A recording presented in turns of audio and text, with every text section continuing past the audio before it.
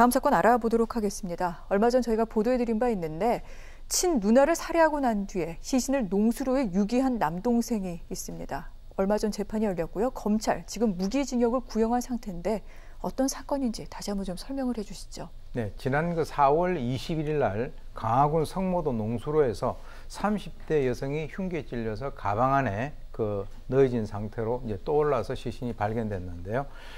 경찰이 이제 수사를 한 끝에 범인을 남동생으로 특정을 하고 지난 4월 29일 날 경북 안동에서 이제 체포를 했습니다.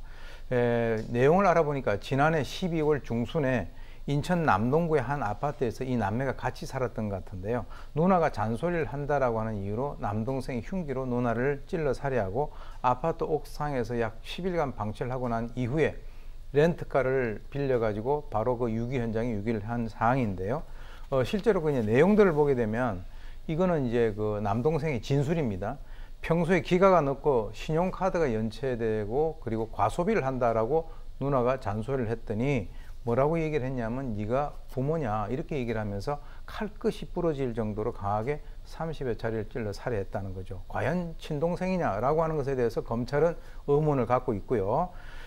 형이 사실은 우리 옛날에 보면 형이나 누나는 부모 대신이라는 얘기가 있지 않습니까? 당연히 잔소리를 해야죠. 그리고 사건 발생 5일 만에 시신을 방치해 놓은 상태에서 자기 여자친구하고 여행을 떠났다든지 또 이제 부모가 경찰에 실종 신고를 했는데 이 누나의 그 휴대폰을 가지고 마치 누나가 살해 있는 양 해가지고 문자를 보내가지고 경찰에 실종 신고를 갖다 취소시키고 가방에다가 페인트통이라든가 소화기를 넣어가지고 그 차가운 농수로 바닥에다가 누나의 시신을 갖다 유기했다라고 하는 점, 그리고 이제 누나 돈을 자기 그 계좌로 이체를 갖다 했고 심지어는요 체포가 되기 전에 네. 장례식을 했을 거 아닙니까? 누나 영정까지 본인이 들고 다녔다는 거죠. 저는 개인적으로 뭐 개인적인 그 생각입니다만 사형을 시켜도 이거는 모질하지 않다 이렇게 생각을 하는데 어쨌건 경찰은 13일 그 공판에서 살인 및 사체 유기 혐의로 무기징역을 구형했습니다. 네.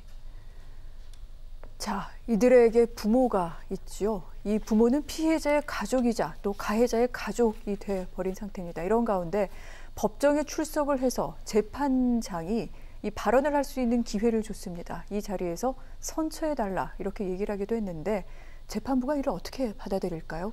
글쎄요, 이제 재판부가 어떻게 받아들인 것은 이제 그쪽이 좀 지켜봐야 될 문제이긴 한데 사실 이제 아버지가 자기 아들에게 사람들이 욕설하고 손가락질 하지만 뭐 사랑하는 아들이다. 뭐 저 충분히 이해를 합니다. 그래서 딸에게는 미안해서 자기들이 죽을 때까지 용서를 구하고 죄인으로 살 테니까 아들에 대해서 선처를 해달라 이렇게 얘기를 했습니다. 그리고 이제 뭐라고 했냐면 평소에 말을 잘 듣던 아들이다 이렇게까지 얘기를 했는데 자식에 대한 평가라고 하는 것이 그 부모의 그 개인적인 재량이긴 합니다만 법적 책임은 없지만은 이 부모란 존재는 자식의 행위 그 결과에 대해서 어떤 도덕적 책임으로부터 자유스러울 수 없다라고 하는 그런 측면에서 저는 개인적으로 유구무원, 즉 다시 말해서 입이 있어도 말을 갖다가 하지 않는, 결과적으로 아무 말도 안 했더라면 더 좋았지 않았겠는가라고 저는 생각을 하고요. 착잡합니다. 알겠습니다. 부모에게는 도덕적인 책임이 있다. 이 말씀, 아까 저희가 살펴봤던 10대들의 집단 폭행도 그렇고요. 이 사건도 그렇고요. 여러 가지 좀 지적하시는 부분이 많은 것 같습니다.